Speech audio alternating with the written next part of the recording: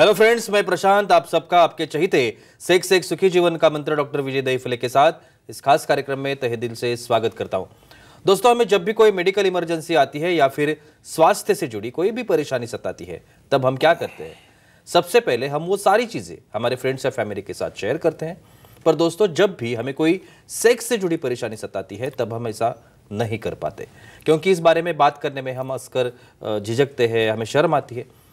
पर अब दोस्तों, शर्माने की बिल्कुल जरूरत नहीं, क्योंकि डॉक्टर विजय दहीफले आपके सारे सेक्स रिलेटेड सवालों के जवाब बहुत ही पॉजिटिव तरीके से जरूर देंगे। दोस्तों, शो को शुरुआत करते हैं, लेकिन उसके पहले जानते हैं डॉक्टर विजय दहीफले इनके बारे में। डॉक्टर विजय दहीफले ये एक जाने माने सेक्सोलॉजिस्ट, यूरोलॉजिस्ट और एंड्रोलॉजिस्ट है। डॉक्टर दहीफले जी के क्लिनिक औरंगाबाद, हैदराबाद, दिल्ली में द्वारका, पुणे तथा नवी मुंबई में नेरुल, दादर, अंधेरी, कल्याण, नासिक, अहमदाबाद और दुबई में भी है। डॉक्टर विजय दहीफले जी का भारत तथा अन्य देशों में कॉन्फ्रेंसेस और सेमिनार के लिए हमेशा आना जाना रहता है, जिसमें वे सेक्स संबंधी सभी समस्याओं पर सलाह एवं मार्गदर्शन करते हैं। तो चलिए शो को शुरुआत करते हैं। डॉक्टर साहब हमारे साथ है। Sir, welcome to the show. नमस्ते। छोटे छोटे वीडियोस के माध्यम से आप तक पहुंचना, ये इसका मोटिव है इन वीडियोस का। जो टेक्निकल इन्फॉर्मेशन हमारे पास नहीं होती, जो साइंटिफिक इन्फॉर्मेशन हमारे पास नहीं होती, वो इन्फॉर्मेशन इन वीडियोस के माध्यम से आप तक पहुंचाने की ये एक कोशिश है।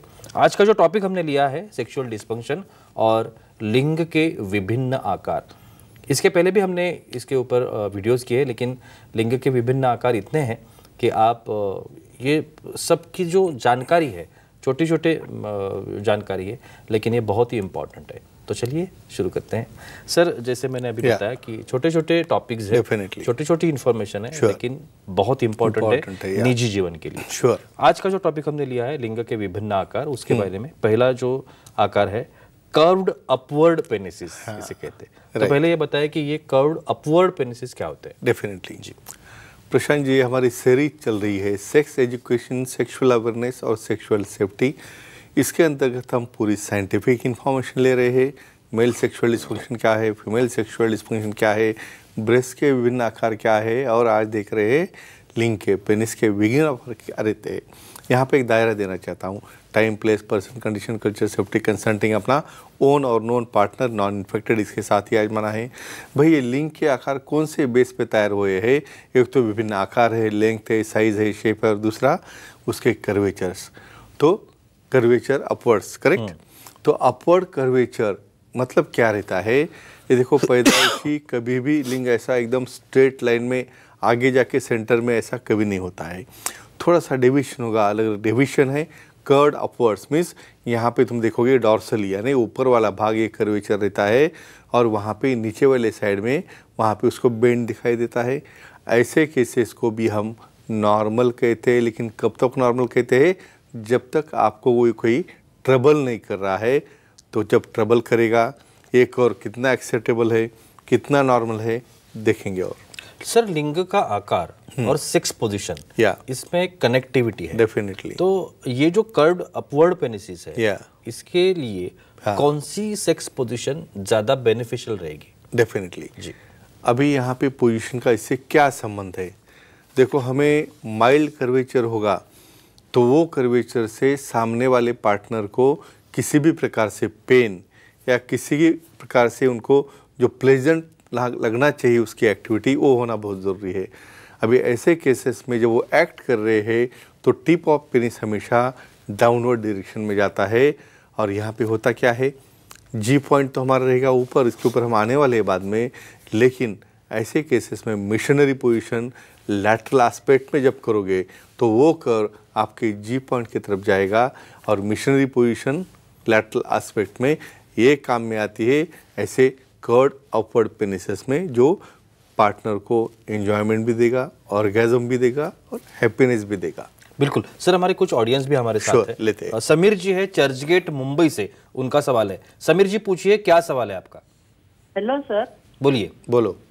टेढ़े लिंग में फ्रैक्चर होने के चांस ज्यादा होते हैं क्या? देखा था, जब बेंड पेनिस होता है तो फ्रैक्चर होता है क्या? पहले तो हम इन्हें बोलेंगे, भाई फ्रैक्चर क्या होता है, क्यों होता है? देखो जब एक्ट हो रहा है इवन नॉर्मल पेनिस में भी जब फीमेल ऑन टॉप रहती है उस वक्त किसी कारणवश उसका हिटिंग रॉन्ग होके पेल्विक साइड है या प्यूबिक साइड है वहाँ पे हिटिंग हो गया तो फ्रैक्चर होना ही होना है। लेकिन ऐसे कर्ड पेनिस में और ज़्यादा चांसेस क्यों रहते हैं कि ऑलरेडी वो अपवर्ड डायरेक्शन में कर्व है और फीमेल ने पोजीशन उसकी एडजस्ट नहीं की, फॉर एग्जांपल काउगर्ल पोजीशन चल रही है, तो उस कंडीशन में पेनिट्रेशन अंदर जाने के बजाय वल्वा को हिट होके वहाँ पे फ्रैक्चर होने की चांसेस बढ़ते हैं। तो अच्छे विजिबल लाइट में और प्रॉपर लुब्रिकेंट यूज़ करके आप करोगे तो डेफिनेटली आप टाल सकते हैं। बिल्कुल सर, कर्व्ड अपवर्ड के बारे में आपने बताया। Sure. अभी बताइए कर्व्ड डाउनवर्ड के बारे में। यस, इसका अपोजिट जो है वो जी। देखो ये भी कंडीशन नॉर्मल है। कब तक नॉर्मल है? डाउनवर्ड मतलब यहाँ पे कॉन्केविटी यानी सॉसर जैसा बन रहा है और टिप आगे आ रहा है, तो ये भी पेनिस नॉर्मल है जब तक पार्टनर को कोई पेन नहीं हो रहा है, पार्टनर भी खुश है और इन्हें पेनिट्रेशन भी कोई दिक्कत नहीं आ रही। लेकिन कुछ कंडीशन में हमें उसे ट्रीटमेंट देनी पड़ती है। कब देनी पड़ती है क्या नहीं देखेंगे। और सर फीमेल्स में जो जी पॉइंट होता है, राइट, ये बहुत ही इंपॉर्टेंट होता है ऑर्गेज्म के लिए। करेक्ट। तो ये जो डाउनवर्ड पोजीशन है क्या इससे और जी पॉइंट इसका कुछ रिलेशन है क्या? क्या संबंध है? Very nice. कभी कभार तो हम बोलते हैं भी थोड़ा कर्ड ऐसा डाउनवर्ड है तो ये लकी भी लोग रहते हैं, इसलिए लकी कहते हैं कि यहाँ पे देखो 12 o'clock 12 बजे के पोजीशन में डिस्टल और प्रॉक्सिमल 2/3 वजाइना के जंक्शन पे जी पॉइंट यानी नॉर्ज सेंसेशन ज़्यादा रहने वाला पॉइंट है। और जब कर्व डाउनवर्ड रहता है तो पेनिस का टिप ऊपर आता है और जब थर्स्टिंग कर रहे हो तो डायरेक्टली जी पॉइंट यहाँ पे स्टिमुलेट हो रहा है। तो बहुत बार हम क्या कहेंगे, ये penis acceptable to the partner, या लुब्रिकेंट लगा के समझो उन्हें पेन नहीं हो रहा है तो कॉन्स्टेंटली 12 o'clock जी पॉइंट पे फ्रिक्शन देते रहेगा और उससे उन्हें ऑर्गेज्म अच्छा मिलता है, एंजॉयमेंट अच्छी मिलती है और दोनों पार्टनर अच्छी तरह से खुश हो जाते हैं। लेकिन जब तक वो पेन नहीं कर रहा है, तब किसी भी कारणवश फीमेल को उससे कोई इंजरी हो रही है, पेन हो रहा है, तो विशेषज्ञ सेक्सोलॉजिस्ट एंड्रोलॉजिस्ट को दिखा के आगे की ट्रीटमेंट उन्हें लेनी पड़ती है। बिल्कुल, हमारी फीमेल ऑडियंस भी सर हमारे साथ है, उनके सवाल है। क्या? श्रेया जी है उस्मानाबाद से, उनका सवाल है। श्रेया जी पूछिए, क्या सवाल है आपका? Hello sir. बोलिए सर, पार्टनर के लिंग में टेढ़ापन होने से संबंध करते समय दर्द होता है तो क्या करें? वही डिस्कस कर रहे थे हम। जब तक एक्सेप्टेबल है तब तक कोई प्रॉब्लम नहीं, लेकिन जब तक आपको पेन हो रहा है, भाई मेल बोलेगा नहीं मुझे तो कोई प्रॉब्लम नहीं, अच्छा रहने दो ऐसे, लेकिन ऐसा नहीं रहता है क्योंकि यहाँ पे अपना पार्टनर खुश रहना ज़रूरी है। समझो वहाँ पे बेंड की वजह से पेन हो रहा है, एक तो पहले हम क्या करेंगे, सेक्स पोजीशन बदलेंगे, थोड़ा क्रॉस डायरेक्शन लेके exit thirsting in and out होते वक्त वहाँ पे कहाँ पे वॉल को हिट ना हो जाए। समझो ज़्यादा ही हीटिंग हो रहा है, वहाँ पे डिस्कम्फर्ट हो रहा है, हम पी शॉट थेरेपी देखिए वो लोकेशन पे बहुत बार स्ट्रेट कर सकते हैं, नहीं तो रिकन्स्ट्रक्टिव सर्जरी यानी पेनाइल रिकन्स्ट्रक्टिव सर्जरी करके उसको बैलेंसिंग करके स्ट्रेट कर सकते हैं और बाद में उनका पार्टनर लुब्रिकेंट यूज़ करके एक्ट करेगा तो डेफिनेटली वहाँ कुछ तकलीफ या पेन नहीं होगा। सर कुछ पेनिसेस जो है वो कर्व टू राइट भी होते हैं। यस, तो उसके बारे में बताइए। डेफिनेटली। अभी देखो मैं अभी स्टार्टिंग में क्या बोला था कि वहाँ पे स्ट्रेट लाइन में कभी लिंग नहीं रहता। क्या रहता है, काफ़ी लोगों को मास्टरबेशन करने की आदत रहती है, जो राइट हैंड से मास्टरबेट कर रहा है वो एंगल हमेशा राइट पे रखता है। तो ऐसे केस में क्या होता है, कर्वेचर एक डायरेक्शन में अपोजिट साइड में जाता है। लेकिन कितना एक्सेप्टेबल है भाई, कुछ लोगों को एकदम बीच में सेंटर से ही 90 डिग्री हो जाता है। देखो बेस से थोड़ा कर्व होगा तो पेनिट्रेट करके बाद में स्ट्रेट कर सकते हैं, लेकिन ऐसा बीच में ही 90 डिग्री जो हो रहा है, कुछ डायबिटीज वाले केसेस है, कुछ फ्रैक्चर वाले केसेस है, तो ऐसे केसेस में डेफिनेटली उन्हें कुछ उपचार या ट्रीटमेंट लगती है, लेकिन माइल्ड डेविएशन हम नॉर्मल कह सकते हैं। सर इसी रिलेटेड एक आखिरी सवाल पूछूंगा कि जैसे सेक्स पोजीशन के बारे में पहले भी आपने बताया था, तो ये जो कर्व टू राइट है, इसके लिए कौन सी सेक्स पोजीशन राइट है? Definitely correct. अभी देखो यहाँ पे हमें क्या मैच करना है, कर्व टू राइट मतलब क्या हो रहा है, कॉन्केविटी जो है ना, आउटर पार्ट जो है बाहर आ रहा है और वो टिप जा रहा है एक साइड में। तो अब ये पोजीशन समझो मिश्री ने ले ली, इसमें कितना भी आप फ्रिक्शन करोगे तो जी पॉइंट कहीं स्टिमुलेट नहीं होने वाला।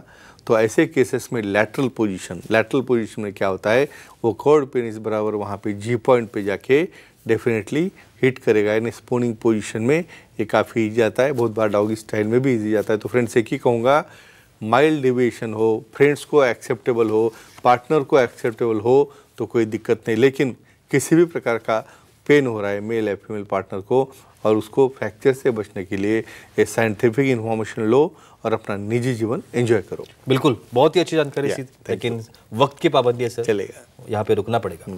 लेकिन अगर आप डॉक्टर साहब से मिलना चाहते हैं तो स्क्रीन पर अभी आपको डॉक्टर साहब के जो डिटेल्स है दिख रहे हैं, जिसमें वेबसाइट है, डॉक्टर साहब के टेलीफोन नंबर्स है, मोबाइल नंबर है, ईमेल एड्रेस है, तो आप कहीं पर भी डॉक्टर साहब को कांटेक्ट कर सकते हैं। बहुत ही इंपॉर्टेंट बात यहाँ पे कहना चाहूँगा, नागपुर में विदर्भ में सर का 11 जनवरी को सर की ओपीडी शुरू हो रही है।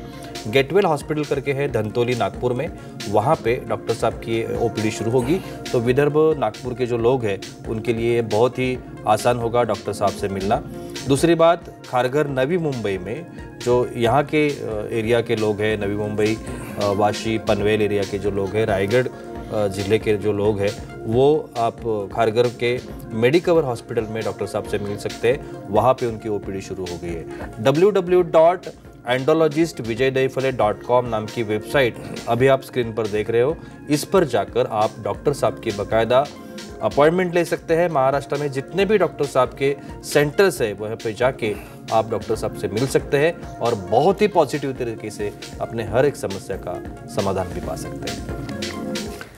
तो चलिए रुकते इस एपिसोड में, अगले एपिसोड में फिर मुलाकात होगी। तब तक के लिए शुक्रिया।